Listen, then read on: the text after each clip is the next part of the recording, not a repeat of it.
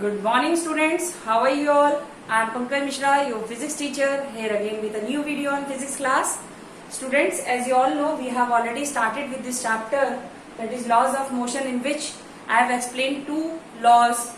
That is first law, जो कि आपका related था force से, जिससे basically हम लोगों ने law of inertia को discuss किया था, और definition of force, जो कि मैंने आपको बताई थी कि force is an external agent that can change the state of a body. That is, it can change the state. Like कोई body state of rest में है तो उसको state of rest से motion में ले आएगा या motion से rest में ले आएगा.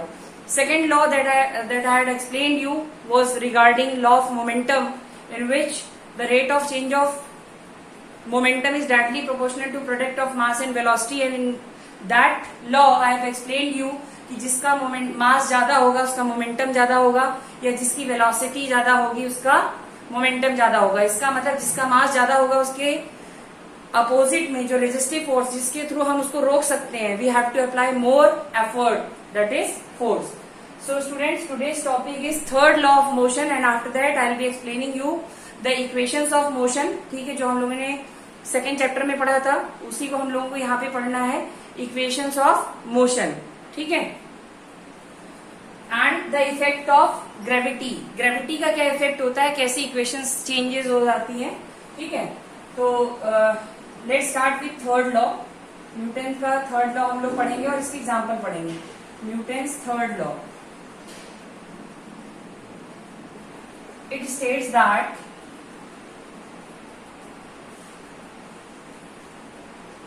For every action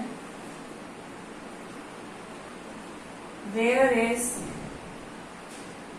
equal and opposite reaction. क्या मतलब हुआ इसका? ये लॉ ये स्टेट करता है कि फॉर एवरी एक्शन, अगर हम कोई भी काम कर रहे हैं तो जो भी हमारा इंटरेक्शन हुआ है ना, जैसे मान लो मैंने ये मार्कर उठाया इस टेबल से, तो जब मैंने ये मार्कर को उठाया तो यहाँ पे जो फोर्स लगेगी वो हमेशा इक्वल एंड अपोजिट होगी. ठीक है, तो क्या होगा, for every action there is an equal and opposite reaction. Like for example मैं आपको समझाता हूं. जैसे यहाँ पे एक टेबल है और मतलब कोई भी एक वुडन बॉक्स टाइप रखा हुआ है, और ये आदमी यहाँ से फोर्स लगा रहा है इस डायरेक्शन में. तो फोर्स लगा रहा है तो उसको पुश या पुल कर रहा होगा, और ये ग्राउंड पे है तो नीचे से इसके कौन सी फोर्स लग रही होगी, फ्रिक्शनल फोर्स लग रही होगी. But क्योंकि the magnitude of the force that is being applied by this man is more than that of this frictional force, so this box will move forward. But अगर frictional force का magnitude इससे ज्यादा हो जाएगा तो ये box आपका नहीं move करेगा.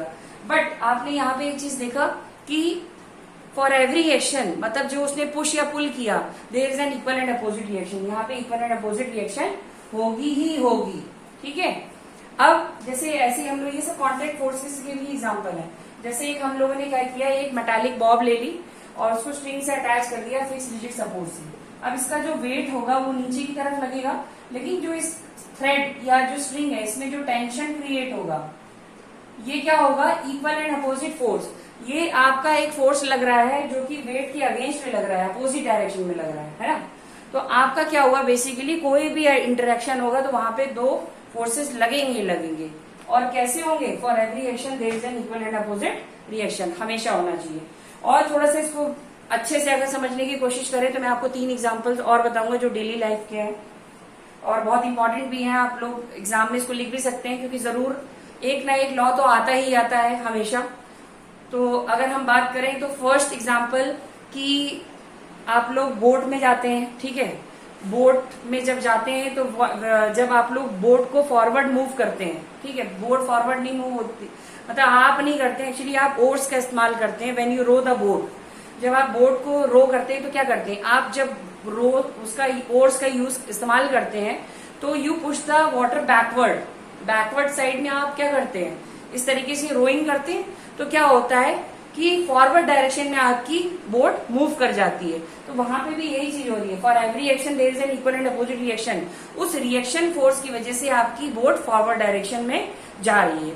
दूसरा एग्जांपल, जैसे अगर आप चलते हैं, व्हेन यू वॉक और when you run, what you do, you just push the ground और द सरफेस. जब आप सरफेस को पुश करते हैं अपने टोज से, है ना, अपने फीट से, then what will happen, ground भी आपको क्या करेगा, पुश करेगा, जिसकी वजह से यू विल मूव फॉरवर्ड। तो ये भी क्या हुआ, आपने पुश किया ग्राउंड को, ग्राउंड भी आपको क्या करेगा, equal and opposite force will act which will make you to move forward. अब अगर हम लोग बात कर लें एरोस्पेस की, ठीक है, अगर हम एरोस्पेस इंजीनियरिंग की बात करें तो रॉकेट का जो कॉन्सेप्ट है basically third law of motion पे ही डिपेंड करता है। कैसे डिपेंड करता है, देखिए जो रॉकेट जो होता है उसमें जो आपके फ्यूल होते हैं, प्रोपेलेंट्स होते हैं, वो जब बर्न करते हैं तो दैट क्रिएट्स थ्रस्ट, ठीक है, वो क्या क्रिएट करेगा, थ्रस्ट। तो वो क्या करेगा, ग्राउंड को पुश करेगा और ग्राउंड भी उस पर क्या प्रोवाइड करेगा, थ्रस्ट प्रोवाइड करेगा, जिसकी वजह से रॉकेट मूव करेगा। फ्यूल बर्न हुआ तो वहां पे कंबशन की प्रोसेस हुई और ग्राउंड भी क्या हुआ, थ्रस्ट प्रोवाइड किया, जिसकी वजह से rocket will move in the forward direction. तो न्यूटन्स का थर्ड लॉ जो है वो बेसिकली हमारी लाइफ में इसके डे टू डे एग्जाम्पल अगर आप देखें तो बहुत सारे आपको एग्जाम्पल मिल जाएंगे, एग्जाम में आप लोग आराम से इसको लिख सकते हैं। So this was all about Newton's third law of motion. Now will discuss about the equations of motion and after that will discuss about law of gravitation, the last topic of this chapter, ठीक है। अब हम लोग थोड़ा सा Newton's equations के बारे में बात कर लेते हैं यहीं पे। न्यूटन्स इक्वेशन, क्योंकि लॉ पढ़ रहे हैं तो इक्वेशन पढ़ना बहुत जरूरी है। न्यूटन्स इक्वेशन में पहली इक्वेशन जो थी वो वेलोसिटी, एक्सीलरेशन और टाइम पे डिपेंड करती थी, v equal to u plus a t. ये आपकी जो इक्वेशन है v equal to u plus a t, जहां पे v आपकी क्या है, फाइनल वेलोसिटी, u क्या है आपकी इनिशियल वेलोसिटी और a is your acceleration, t is your time. ये आपकी फर्स्ट इक्वेशन होगी। Second equation square of velocity u square plus 2as। यहाँ पे जो s आ गया ये आपका बेसिकली डिस्टेंस के लिए आ गया। अगर आपको कहीं डिस्टेंस कैलकुलेट करना है, एक्सीलरेशन और वेलोसिटी दी हुई है, टाइम नहीं दिया है, तो you will use this equation. The third one is s is equal to u t plus half a t square. ये इक्वेशन बेसिकली यूज होती है जब आपको डिस्टेंस, एक्सीलरेशन, टाइम और इनिशियल वेलोसिटी दी हुई है और मतलब कोई भी एक अननोन वैल्यू दे करके इसको निकलवाने के लिए आपसे पूछता है। अब यहाँ पे हमें दो केसेस पढ़ने हैं बेसिकली। केस नंबर 1 आपको पढ़ना है कि जब कोई एक ऑब्जेक्ट को आपने क्या किया, ग्राउंड से ऊपर फेंका, तो अभी तो यहाँ पे था, आपने क्या किया, इसको उठा के बॉल को ऊपर फेंका तो बॉल यहाँ पहुंची। तो अब ये बताइए कि आपने पढ़ा है फ्रीली फॉलिंग ऑब्जेक्ट क्या होता है, under the influence of gravitational force नीचे गिरता है। तो आपने ग्रेविटी के अगेंस्ट भी फेंका तो a इक्वल टू माइनस जी। ये चीज आपको बहुत अच्छे से याद रखना है। जब आप ग्रेविटी के अगेंस्ट में वर्क कर रहे हैं, है ना, तो a की वैल्यू माइनस जी से रिप्लेस हो जाएगी। तो ये सारी इक्वेशन ये वर्टिकली अपवर्ड डायरेक्शन की केस की है, वर्टिकली अपवर्ड। तो इस केस में क्या होगा, बेसिकली सारी इक्वेशन चेंज हो जाएंगी। ये बन जाएगी आपकी फर्स्ट इक्वेशन जो थी v इक्वल टू यू, ए की जगह माइनस तो माइनस जी टी हो जाएगा। सेकेंड इक्वेशन क्या हो जाएगी आपकी v square equal to u square minus 2gs और लास्ट क्या हो जाएगा आपका s is equal to u t minus half g t square. ये आपका कौन सा केस था, when you throw an object vertically upward that is against the gravity आपने वर्क किया। Now in case of freely falling object, अगर हम लोग अब बात कर लें फ्रीली फॉलिंग ऑब्जेक्ट, मतलब जो under the influence of gravitational force कोई ऑब्जेक्ट गिर रहा है, ऐसे गिर रहा है, नीचे आ गया, तो यहां से यहां तक नीचे आया तो a इक्वल टू जी, मतलब g की वैल्यू आपकी इंक्रीज करती है। वैसे भी आपने पढ़ा है कि when we move from equator to pole the value of g get increases, ठीक है, और when we move pole to equator it get decreases. तो इक्वेशन आपकी क्या बन जाएगी, प्लस में ही रहेगी लेकिन gt हो जाएगा, v square is equal to u square plus 2gs and s is equal to u t plus half g t square. ये आपका वर्टिकली डाउनवर्ड डायरेक्शन का था और ये वर्टिकली अपवर्ड। अक्सर पूछा जाता है कि what will be the effect when the object is thrown vertically upward and what will be the effect when the object is thrown vertically downward in case of Newton's three equations of motion.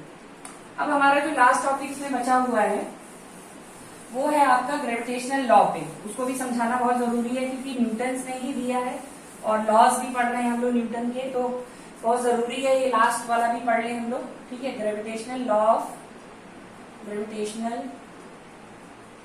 Law क्या कहता है, थोड़ा सा हम लोग इसको mathematically समझे, ज्यादा इजी होता है। Let two body with masses m1 and m2 and let r be the distance. मैं इसको लिख नहीं रहा हूं, मैंने ओरली आपको बता दिया। Let us consider two body a and b with masses m1 and m2 separated by a distance r.